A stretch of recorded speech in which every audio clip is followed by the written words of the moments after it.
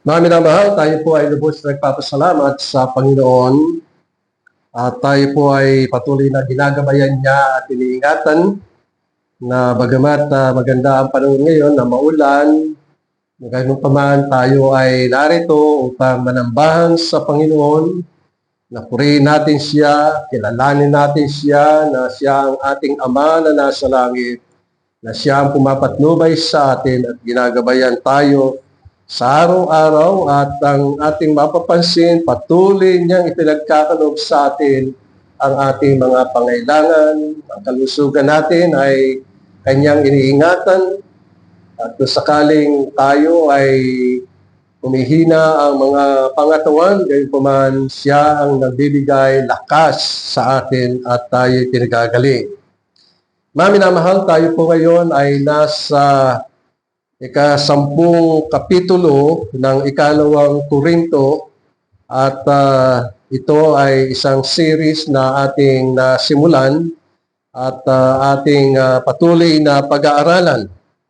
Ang magiging scripture reading natin ay nasa ikalawang Korinto kapitulo 10, talatang 1 hanggang talatang 9. Alam nyo, malaman ang mga salita na isinasaad dito ng Panginoon sa pamagitan ng panguna ni Apostol Pablo sa mga taga-Korinto. At ganito ang siyang isinasaad mula po talatang 1 hanggang talatang 9. Sa talatang 1, ako mismong si Pablo ay nananawagan sa inyo sa pamagitan ng kapakumbabaan at kaamuan ni Kristo. Ako na sa mukhaan ay mapagkumbaba kapag kasama ninyo, ngunit matapang sa inyo kapag malayo. Ngayon, hinihiling ko na kapag ako'y kaharap, hindi ko kailangang magpakita ng tapang na may pagtitiwala na nais kong ipakita laban sa mga naghihinalang. Kami ay lumalakad ayon sa makasanlibutang gawi.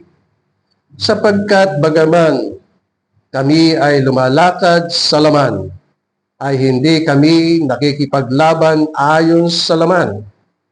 Sapagkat ang mga sandatang ng aming pakikipaglaban ay hindi makalaman, kundi makadiyos na may kapangyarihang makagiba ng mga kuta. Aming ginigiba ang mga pangatwiran at bawat palanong hadlang laban sa karunungan ng Diyos, at binibihag ang bawat pag-iisip upang sumunod kay Kristo, na handang parusahan ang bawat pagsuway kapag ang inyong pagsunod ay ganap na. Masdan ninyo ang mga bagay na nasa harapan ng inyong mga mata.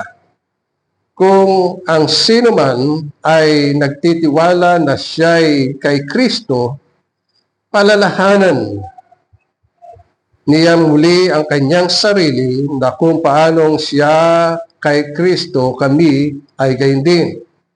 Sapagkat bagaman ako ay nagmamalaki ng labis tungkol sa aming kapamahalaan na binigay ng Panginoon upang kayo'y patatagin at hindi upang kayo'y gibain, ako ay hindi mapapahiya, sapagkat ang sabi sa talatang 9, upang huwag akong parang nananakot sa inyo sa pamagitan ng aking mga sulat.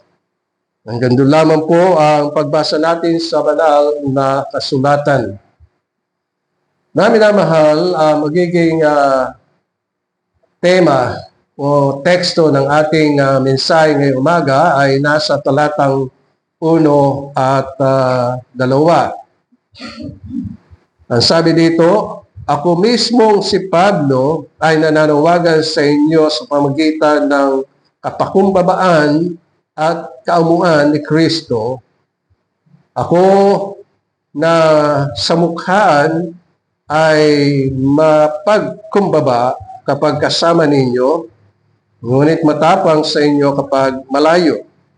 At sa talatang 2, ngayon, iniling ko na kapag ako'y kaharap, hindi ko kailangang magpakita ng tapang na may pagtitiwala na nais kong ipakita laban sa mga naghihinalang kami ay lumalakad ayon sa makasanlibutang gawi. At ang magiging tema po natin ngayon ay yung pong nasa talatang 1, ang kapakumbabaan at kaamuan ni Kristo para sa ating buhay. The meekness and gentleness of Christ be our life. Tunay na tayo lubos na nagpapasalamat sa Panginoon at maging dalangin natin buksan ng Panginoon ang ating puso, ang ating kaisipan upang maunawaan natin ang nilalaman ng sulat ni Pablo sa mga taga-Korinto, sapagkat ninanais ni Pablo na ang bawat isa na sumusunod sa Panginoon ay lumakad ayon sa espiritual na paglakad, sapagkat ito ang ninanais ng Panginoon, na tayo ay lumakad ayon sa kalooban ng banal na Espiritu, sapagkat ang mga mananampalataya ay tinatahanan ng banal na Espiritu, tulad ng ating nabasa sa mga nakaraang mga talata at mga kapitulo. At kailangan na maintindihan natin na ang sulat na ito ay patungkol sa mga mananampalataya na nasa taga-Korinto. Sila ay binago ng Diyos, tulad na sinabi niya sa Kapitulo 5, talatang 17, na ang sino man na kay Kristo Jesus ay bagong nilalang. At ating nasumpungan dito na ito ang siyang ninanais ng Panginoon sa buhay ng mga mananampalataya. Tulad ng sinabi dito sa ikalawang sulat sa mga taga-Korinto, Kapitulo 5, talatang 17, kaya't ang sino man ay na kay Kristo, siya'y bagong nilalang, at ang mga lumang bagay ay lumipas na, tingnan ninyo ang lahat ay naging bago. Ito ang pangusap ni Pablo sa mga taga-Korinto na mga binago ng Diyos. Ibig sabihin sila ay regenerated o ipinanganak na muli ayon sa Espiritu, pinanganak ng Espiritu at ginawang bagong nilalang. Ito ang siyang ninanais na mabatid ni Pablo sa mga mananampalataya. O kaya nga't napakalalim ang ninanais ni Pablo sa mga taga-Korinto na ang kanilang pamumuhay ay may kapakumbabaan. There must be meekness in the life of a Christian, those who trusted and believed on the Lord Jesus Christ. Ikalawa ay yung tatawag na kaamuan ni Kristo. Nais ni Pablo na ang dalawang bagay na ito ang siyang nakikita sa buhay ng mga mananampalataya. Tatlong bagay ang ating pag-aaralan ngayon, mga minamahal, at isasaalang-alang. Ang una ay yung salitang nasa talatang 10, nananawagan. Sa Ingles ay beseeching. At makahulugan ang mga salitang ito. At ang isa pa ay yung hinihiling. Bagamat sa Ingles ay beseeching na sila ay lumakad. Nananawagan si Pablo, tulad sa sinasabi sa talatang 1, na ang paglakad nila ay ayon sa kapakumbabaan at kaamuan ni Kristo. At yung pangalawa, beseeching din, ay sinasabi na hinihiling ni Pablo. O kaya nga, ito ang ninanais na makita ni Pablo sa buhay ng mga mananampalataya.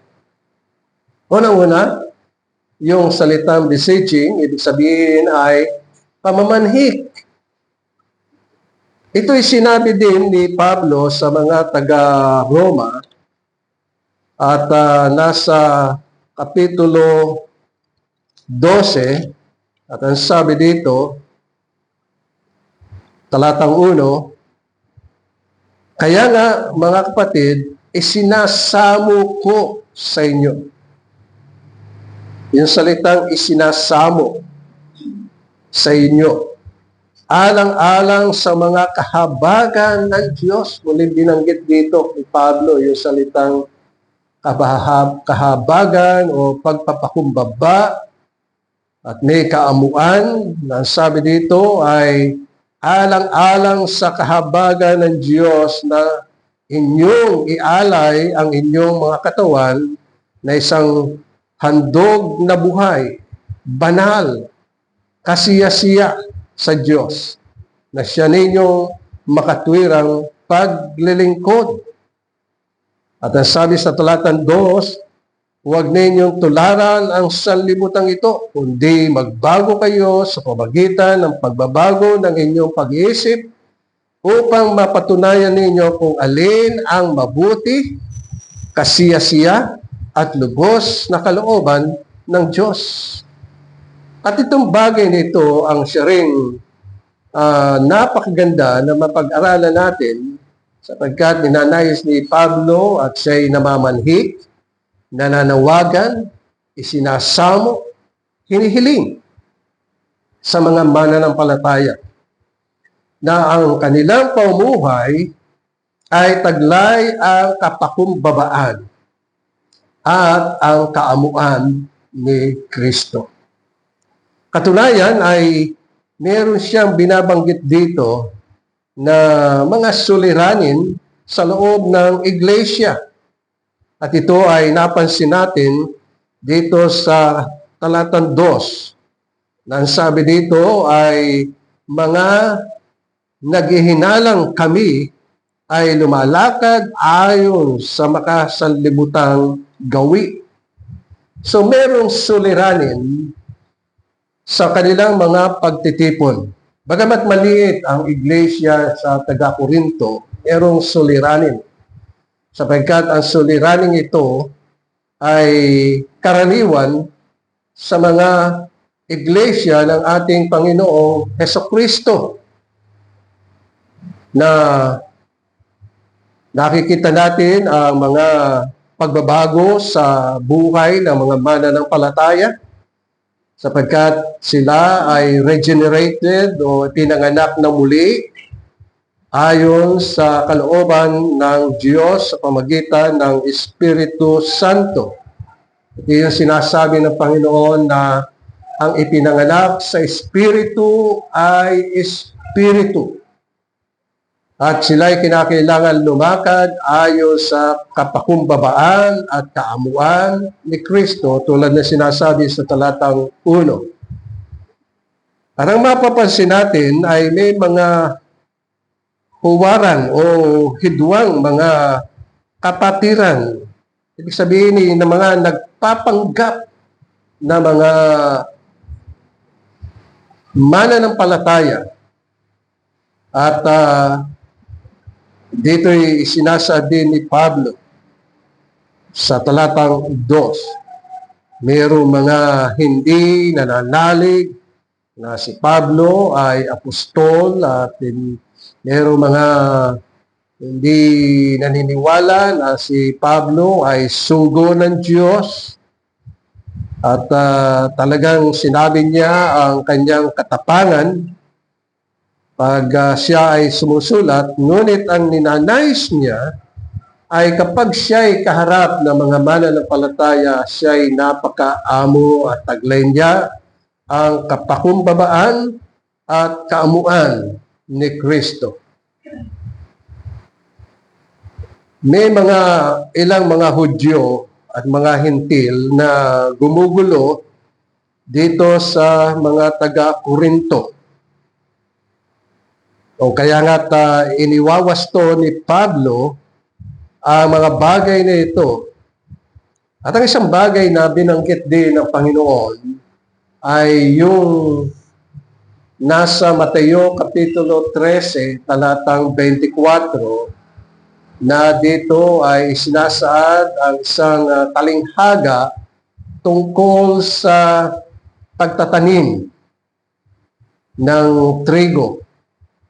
Ang sabi sa Mateo Kapitulo 13, talatang 24, nagbigay siya sa kanila ng isang talinghaga na sinasabi, ang kaharian ng langit ay tulad sa isang taong naghasik ng mabuting binhi sa kanyang bukid. At sabi sa talatang 25, ngunit samantalang natutulog ang mga tao, dumating ang kaaway at naghasik ng mga damo sa triguhan at umalis. At sa talatang 27, kaya nga't nang sumibol ang mga halaman at namunga, lumitaw rin ang damo. Ibig sabihin, dalawang bagay ang nangyari sa bukid. Yung isa ay na may-ari ng bukid ay naghasik siya ng trigo.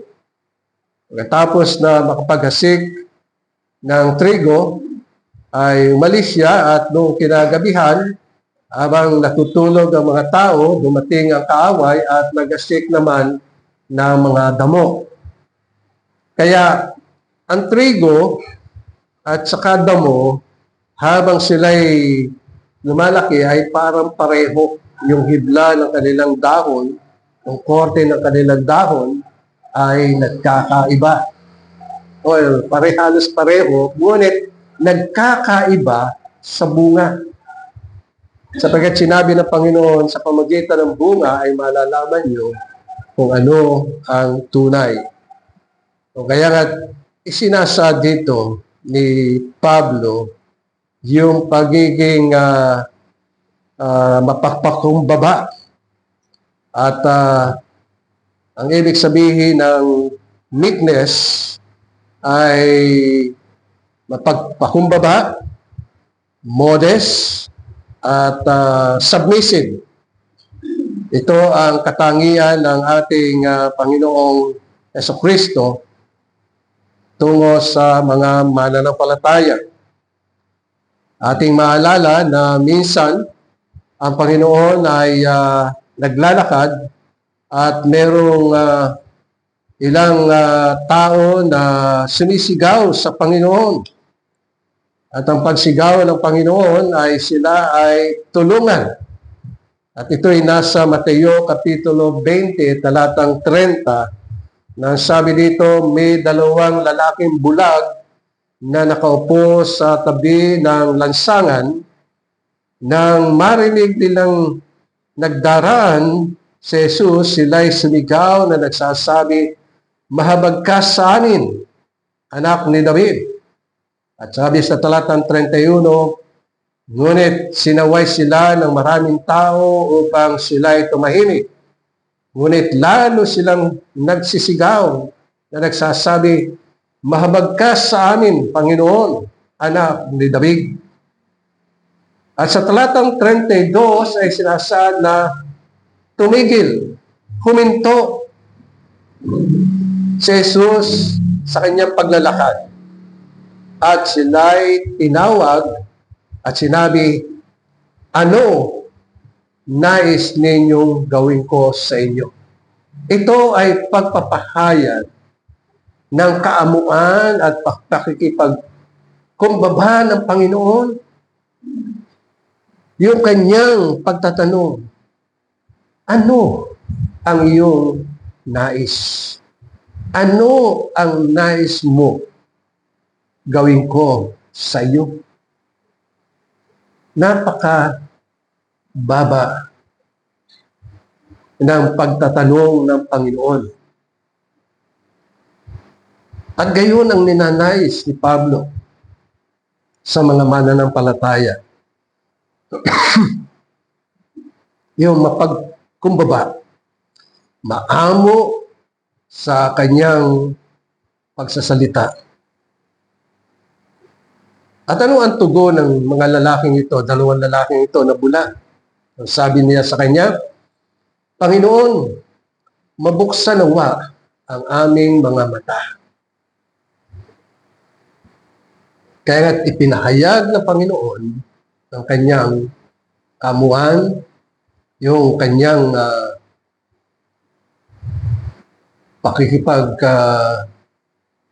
tungo sa mga tao, may kapakumbabaan.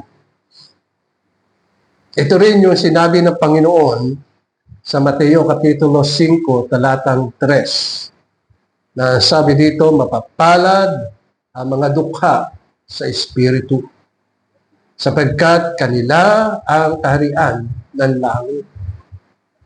Yung salitang dukha, poor in spirit, ito ay maihalintulad din natin kapakumbabaan. Ang mga nagpapakumbaba, ay sabi sa talatang 5, mapalad at mapapalad ang mga mapagpakumbaba sapagkat mamanahin nila ang lupa. Ito ay isang katangian. Katunayan, ito rin ang siyang sinasabi ni David sa mga awit, Kapitulo 37, talatang 11. At ang sabi dito, ngunit mamanahin ng maamo ang lupain at masisiyan sa kanilang sarili sa lubos na kasaganaan. Naroon yung pagpapakumbaba. The humbleness of a Christian, modest and submissive. Ito ang makikita natin sa buhay ni Pablo at ito rin ang siyang ninanais ni Pablo sa mga iglesia.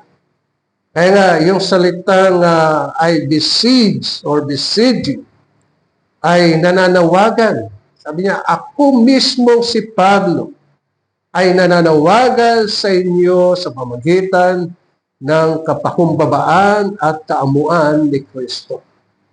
Patunayan, ito ay bunga ng pagbabago na nakikita sa buhay ng mga mananampalataya. Na doon yung katangian ng Panginoon sa kanyang buhay. Ang pangatlo na ating makikita rito ay yung gentleness o kaamuan ni Kristo. Kasabihan na mga kalapati ay mabababa ang kanilang kalagayan o maamo ang kanilang kalagayan. Ito rin ang siyang binanggit ni David sa ikalawang sulat sa kay Samuel, 2 Samuel, Kapitulo 22, talatang 36, at ang sabi ni David, binigyan mo ako, sabi niya sa Panginoon, binigyan mo ako ng kalasag ng iyong kaligtasan. Pinadakila ako ng iyong kaamuan. Yung kaamuan ay gentleness. Patuloy na inililigtas ng Panginoon si David laban sa kanyang mga kaaway at naroroon ang kalasag. Proteksyon. Alam, pag kayo nanood ng isang pelikula na may mga kaharian, yung mga sundalo, meron silang kalasag, shield. Ito ang nagsisilbing proteksyon sa kanila. Ganyan din sa ating kapanahunan. Pag may rally, nakita niyo mga pulis, may mga kalasag. Proteksyon para sa kanila. Kasi napaka-wild ang mga tao ngayon. Nang babato, hindi lamang bato, kundi pati na molotov bomb ay sinasama na. Pero kailangan ang kalasag. Kaya nasabi ni Pablo, or David, binigyan ako ng kalasag ng iyong kaligtasan at pinadakila ako ng iyong kamuhan. Iningatan siya laban sa kanyang mga kaaway. O kaya nga ang mga mananampalataya ay hindi merong shield laban sa pakikipagbaka. Katunayan, ang kapakumbabaan, loob, ay bunga ng banal na espiritu. Sinabi ito ni Pablo sa Galatia Kapitulo 5, talatang 22. At sabi niya, subalit ang bunga ng espiritu ay ang pag-ibig, kagalakan, kapayapaan, pagtitiyaga, kagandahang loob. Ito ay na kailangang bumubukal sa puso ng mga mananampalataya. Kabutihan, katapatan. Binanggit din ito ni Pablo kay Tito. Na sabi niya, huwag kang magsalita ng masama tungkol sa kanino man. Huwag kang makipag-away, maging maamo ka. Yung sinabi niya. At mapakita ng hinahon sa lahat ng mga tao. So ito ang katangian. Yan ang pagkakaiba sa mga tao na makasanlibutan. Masyadong wild, masyadong mapusok. Pero dito, katangian ng ating Panginoon at hindi ng katangian ng mga mananampalataya sapagkat ito ang bunga. Kaya nga't nasabi ni Pablo kay Tito, huwag magsalita ng masama tungkol sa kanino man. Huwag makipag-away, maging maamo at magpakita ng hinahon sa lahat ng mga tao. Kaya itong dalawang bagay na ito, na kapakumbabaan at kaamuan, ay ninanais ni Pablo na maging buhay ng mga mananampalataya at ito ang kanyang pananawagan at kanyang hinihiling na sabi niya, ang kapakumbabaan at kaamuan ni Kristo ang siyang nagiging pamumuhay nila sa araw-araw. Mapapansin din natin dito sa sulat ni Pablo ay pag siya'y kaharap, kaharap niya mga mananampalataya ng mga taga-Korinto, ay naroroon ang kapakumbabaan. Pero pag malayo siya, ang sabi niya, siya'y matapang.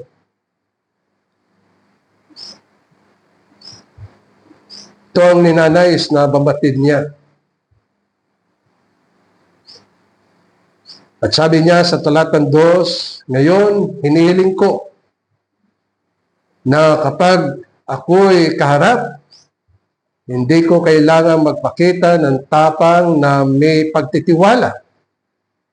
Nais kong ipakita laban sa mga naghihinalang kami ay lumalakad ayon sa makasalibutang gawin. So ang pakikitungo niya sa mga mananampalataya ay maamo, napagpakumbaba, mainahon, ngunit doon sa mga lumalaban at gumagawa ng masasama na nasa loob ng iglesia, napakatapang niya. Ito ang ninanais na babatid ni Pablo sa mga taga-Korinto. At ipinaliwanag niya ang tungkol sa paglakad. Ang sabi niya sa talatang 3, sapagkat bagamat kami ay lumalakad sa laman, ay hindi kami nakikipaglaban ayon sa laman. Minamahal, lahat ng tao ay lumalakad sa laman. Pero, meron tayong mapapansin na pagkakaiba sa dalawang grupo. Ang makasanlibutan ay lumalakad ayon sa laman na ito ang siyang tinutukoy ni Pablo sa mga taga-Galacia. Sa Kapitulo 5, talatang 19. Nais kong basahin ang mga bagay na ito para maintindihan natin ang ninanais ng Diyos na makita natin. At sabi niya sa talatang 19, ngayon ay hayag ang mga gawa ng laman.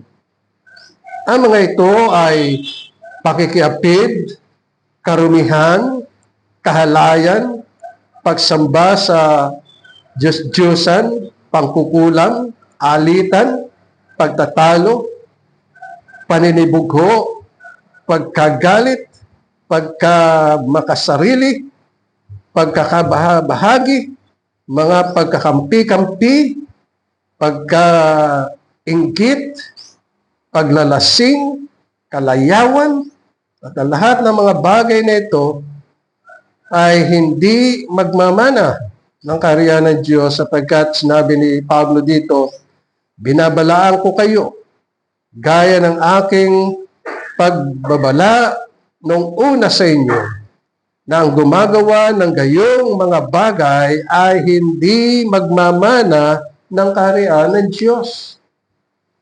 So ang unang bagay na kinakailangan makita natin, ang mga tao na makasanlibutan, ito ang kanilang mga ginagawa. Mapusok ang kanilang mga pamumuhay. Ngunit sa kabilang dako naman, ang buhay ng mga mananampalataya ay mga binago at hindi na tungkol sa mga bagay na ito. O kaya nga't nililinaw dito na hindi tayo kinakailangang gumawa ng mga bagay na ito sapagkat ang mga bagay na ito pag ginawa ay hindi magmamana ng kaharian ng langit, ang kaharian ng Diyos. Ano ang pagkakaiba sa dalawa na lumalakad ayon sa laman? Yung una, na binanggit dito, ito ang makasanlibutan. Ikalawa ay yung maka-Diyos na sinasabi dito na sila ay mga binago at ito ang magiging paumuhay nila habang sila ay nasa laman.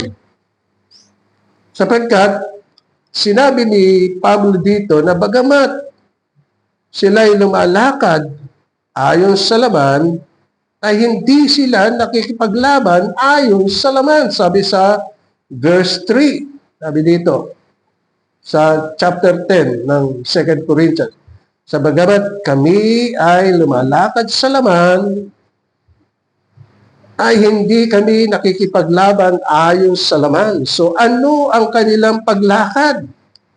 Ang paglakad nila ay yung sinasabi sa Galatia Kapitulo 2 o Kapitulo 5, talatang 22. At ito ang sinasabi, subalit ang bunga ng Espiritu ay pag-ibig, kagalakan, kapayapaan, pagtitiwala, kagandahan loob, kabutihan, katapatan, kaamuan, at pagpipigil sa sarili laban sa mga ito ay walang kautusan. So makikita natin dito yung mga paglakad na ayon sa sanlibutan at paglakad ayon sa Espiritu. Nililiwanag ito ng Roma, Kapitulo 8. At kung bubuksan natin sa Roma, Kapitulo 8, ay masusumpungan natin ito sa talatang 5. Unang-una, ang sabi ni Pablo na ang mga mananampalataya ay wala na sa laman, kundi sila ay nasa Espiritu. Yun ang sinasabi sa talatang 1 ng Roma, Kapitulo 8. Pero pagdating sa Tagalog, merong hindi pagkakasalin, tama ang pagkakasalin. Ngunit sinasabi dito ay ang sino man na kay Kristo Jesus ay wala ng kahatulan, sapagkat hindi sila lumalakad ayon sa laman, kundi ayon sa Espiritu. So ito ang paglakad na kinakailangan mabatid natin. Sa talatang 5 ay sinasabi dito, sapagkat ang mga ayon sa laman ay nakatuon sa kanilang isipan ang mga bagay na laman. So nakita natin ano yung mga bagay na nasa laman. Sa Galatia ay nabasa natin ang mga bagay na yon. Halimbawa, tingnan natin muli ang nasa Galatia. Halimbawa, sabi dito, pakikiapid, karumihan, kahalayan, pagsamba sa Diyos-Diyosan, pangkukulam, ahalitan, ang mga bagay nito ay ayon sa laman. Kaya sabi dito sa talatang 5, sapagkat ang mga ayon sa laman ay nakatuon sa kanilang isipan ang mga bagay ng laman. Subalit, ito naman ang sinasabi sa mga mananampalataya, ang mga ayon sa Espiritu sa mga bagay ng Espiritu. Kaya sabi ni Pablo, bagamat kami ay lumalakad sa laman, pero meron kaming pakikipagbaka na nangyayari. Halimbawa, katulad na sinabi sa talatang 6, sapagkat sa Roma Kapitulo 8, sapagkat ang kaisipan ng laman ay kamatayan. So, nabasa natin sa Galatia kung ano yung mga bagay na sinasabi dito na mga masasama na gawa ng laman. At ang sabi sa talatang 6, subalit ang kaisipan ng Espiritu ay buhay at kapayapaan. So ito ang buhay ng mananampalataya na hindi natin makikita sa buhay ng hindi mananampalataya. Wala sila roon. Walang pagbabago. Kaya ang pinanganak sa laman ay laman. Yan ang sinabi ng Panginoon. Walang pagbabago. Ang kanilang kaisipan ay kaisipan ng laman ay kamatayan. Ngunit ang kaisipan ng Espiritu, sapagkat ang mga mananampalataya ay nasa Espiritu, ang Espiritu ng Diyos ay nananahan sa kanilang mga puso, so ang kanilang kaisipan ay buhay at ang kapayapaan. Sa talatang 7, dito rin sa Roma, Kapitulo 8, sapagkat ang kaisipan ng laman ay pagkapuot laban sa Diyos, sapagkat hindi siya napapasakop sa kautusan ng Diyos ni hindi nga maaari. Kaya sinabi sa talatang 8 na ang mga nasa laman ay hindi makapagbibigay lugod sa Diyos. So ito ang grupo ng mga di mananampalataya. Pero ang mga mananampalataya, sabi sa talatang 9, ngunit kayo ay wala sa laman, kundi nasa Espiritu. Yamang nananatili sa inyo ang Espiritu ng Diyos. At doon sa mga hindi mananampalataya, sabi dito, subalit, kung ang sino man ay walang Espiritu ni Kristo, siya ay hindi sa Kanya. Maliwanag. Kailangan makita natin, mga minamahal, na marami ang mga hindi mananampalataya. Ilan yung mga mananampalataya na lumalakad ayon sa Espiritu. At yun ang siyang tinutukoy dito ni Pablo sa mga taga-Roma. Ang lumalakad ayon sa Espiritu ay ito yung mga pinagkalooban ng Espiritu ng Diyos, sapagkat ito ay maliwanag na ipinahayag sa atin sa John chapter 16 na ang banal na Espiritu ay ipinagkaloob sa mga mananampalataya. At siya ay mananahan magpakailanman. Kahit na tayo ay lumisan sa sanlibutan ito, hindi tayo iiwanan ng banal na Espiritu at tayo dadalhin doon sa langit, pero yung ating mga alabok, katawang naging alabok, iniingatan pa rin yun ng Panginoon sapagkat sa pagdating ng Panginoon, babalikan natin yun na hindi na alabok, kundi bagong katawan na inilaan sa atin ng Panginoon. At tayo isa sa Panginoon magpakailanman. Kaya nga ito ang siyang nilalayon ng Diyos sa bawat mananampalataya.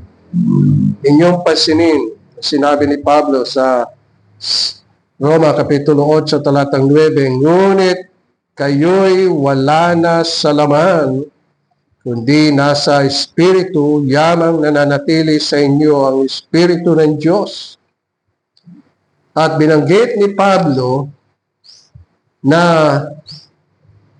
habang tayo ay nasa laman, dito, ngayon, bilang mananampalataya, ang sabi niya ay hindi sila lumalakad ayon sa laman.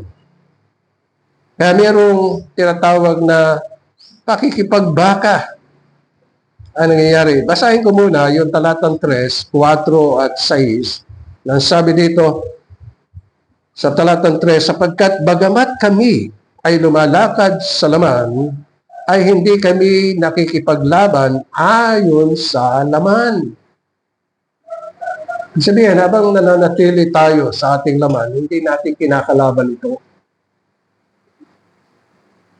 Ang ginagawa natin ay pinapatay natin ang lahat ng mga bagay na hindi karapat-dapat para sa Panginoon. Yan ang sinabi ni Pablo sa Colosas. Sabi niya sa Colosas Kapitulo 3, talatang 5, patayin ninyo ang anumang makalupa na nasa inyo. At ano yung mga bagay na yun na kinakailangan patayin? Pakikiapid, karumihan, masamang pita, masamang pagnanasa, at kasakiman na ito'y pagsamba sa mga Diyos-Diyosan. Dahil sa mga bagay na ito ay dumarating ang puot ng Diyos sa mga anak ng pagsuway. At ang mga ito rin ang nilakaran ninyo nung una, sabi ni Pablo, nang kayo'y nabubuhay pa sa mga bagay na ito. At sabi sa talatang 8, ngunit ngayon ay itakwil ninyo ang lahat ng mga ito, galit, puot, masasamang pag-iisip, paglalait, at maruming pananalita mula sa inyong bibig. Huwag kayong magsinungaling sa isa't isa, talatang 9, yamang hinubad ninyo ang dating pagkatao pati ng mga gawa nito. At sabi ni Pablo sa talatang 10, at kayo'y nagbihis na ng bagong pagkatao na binabago sa kaalaman ayon sa larawan ng lumalang sa Kanya. Ito rin yung sinabi ni Pablo sa talatang 4 at saka 5 nang sabi dito, sapagkat ang mga sandata ng aming pakikipaglaban ay hindi makalaman, kundi makadiyos na may kapangyarihang makagiba ng mga kuta. At inyong pansinin ang sinabi sa talatang 5, aming ginigiba ang mga pangatwiran at bawat palalong paghadlang laban sa karunungan ng Diyos na binibihag ang bawat pag-iisip upang sumunod kay Kristo, na handang parusahan ang bawat pagsuway kapag ang inyong pagsunod ay ganap na. Kaya mapapansin natin, mga minamahal, na merong pakikipagbaka tayong ginagawa sa araw-araw bilang mga mananampalataya. Lagi nating ginigiba yung mga pangatwiran na laban sa Diyos at yung mga palalong hadlang laban sa karunungan ng Diyos. So merong nangyayaring pakikipaglaban sa buhay ng isang mananampalataya. Sa Ingles ay gibain yung lahat ng mga imagination na hindi tama sa harapan ng Panginoon. Ito ang ninanais ni Pablo na mabatid ng bawat isa. Pangatlo ay yung edifying. Ibig sabihin ay ating patuloy na palakasin ang ating pananalig at pananampalataya sa Panginoon.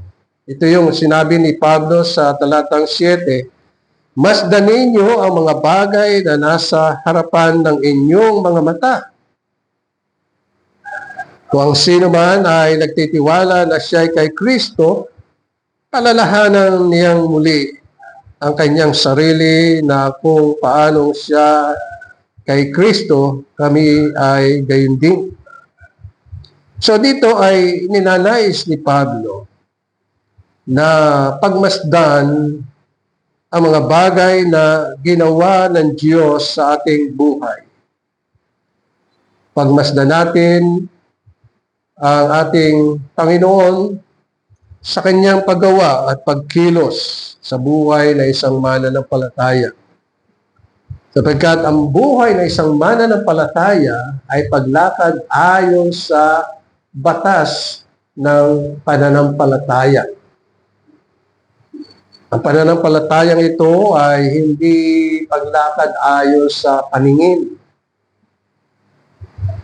kundi sa pananampalataya, the just shall live by faith. At yung nasa pananampalataya, hindi kinakailangan lumakad ayon sa paningin. Ibig sabihin hindi tayo yung, merong kasing kasabihan na sinasabi, kung nakikita mo, saka ka lang mananampalataya. Hindi yun.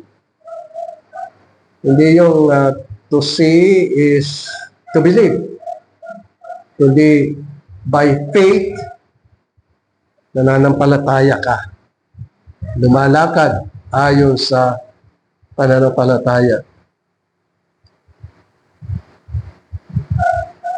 Ang nais ng Panginoon ay tayo'y lumakad ng naayon sa kanyang pagkatawag sa atin. Dito sa unang Korinto, Kapitulo 12, talatang 1, ay binabanggit dito yung mga kaloob ng banal na espiritu sa buhay ng mga mananampalataya sa iglesia. At ang sabi niya sa Kapitulo 12, talatang 1 ng unang Korinto, ngayon mga kapatid, hindi ko nais na wala kayong alam tungkol sa mga kaloob na espiritual. Alam ninyo nang kayo'y mga pagano pa, inakit, iniligaw kayo ng mga Diyos-Diyosan na hindi makapagsalita. Kaya nais kong maunawa ninyo na walang nagsasalita na sa pamagitan ng Espiritu ng Diyos na nagsasabi sumpain si Jesus. At walang makapagsasabi si Jesus ay Panginoon maliban sa pamagitan ng Espiritu Santo. So binabanggit dito ang mga iba't ibang kaloob na siyang ibinigay ng Diyos sa iglesia, sa buhay ng mga mananampalataya upang lumakad sa ikasusulong, ikatitibay, ikasisigla ng mga mananampalataya. At dito'y sinasa din ni Pablo sa taga-Roma, Kapitulo 15, talatang 2, ang ganito, sa Roma, Kapitulo 15, talatang 2 ng Roma, bawat isa sa atin ay magbigay lugod sa kanyang kapwa para sa kanyang kabutihan tungo sa ikatitibay niya. Talatang 3, sapagkat si Kristo man ay hindi nagbigay lugod sa kanyang sarili, kundi gaya ng nasusulat, ang mga pag-alipusta na mga umaalipusta sa iyo ay nahulog sa akin, sapagkat ang anumang mga bagay na sinulat ko noon ay sinulat upang tayo ay matuto upang sa pamagitan ng pagtitiyaga at sa pagpapasigla ng mga kasulatan ay magkaroon tayo ng pag-asa. Ito ang nilalayon ni Pablo dito sa mga taga-Korinto na tayo ay patatagin. Tulad na sinasabi sa talatang 8 dito sa ating pinag-aaralan, 2 Corinthians chapter 10 verse 8, sapagkat bagamat ako ay nagmamalaki ng labis tungkol sa aming kapamahalaan na ibinigay ng Panginoon upang kayo ay patatagin. So naroroon ang nilalayon ni Pablo tungkol sa mga mananampalataya na bagamat taglay nila ang pagpakumbaba at kaamuan ni Kristo, ninanais niya na lumakad ayon sa batas ng pananampalataya at sila'y patatagin para tumibay. At sabi dito, at hindi upang kayo ay gibain.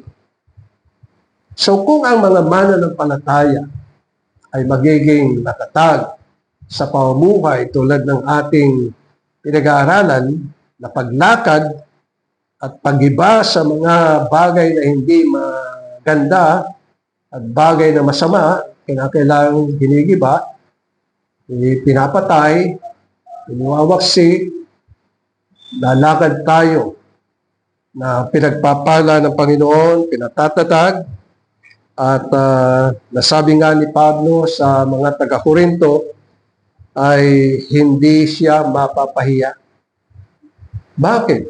Sapagkat patuloy siyang nagtuturo, patuloy niyang ginagabayan ang iglesia upang maging matatag. At para sa pagdating ng Panginoon, sila'y lalong tatanggap ng ibayong kaloob na nagmumula sa ating Panginoon. Amen. Maraming salamat po, o aming Diyos at aming Ama, sa iyong mga salita at ito yung patuloy na pagpalain sa aming mga puso sa matamis na pangalan ni Jesus. Amen.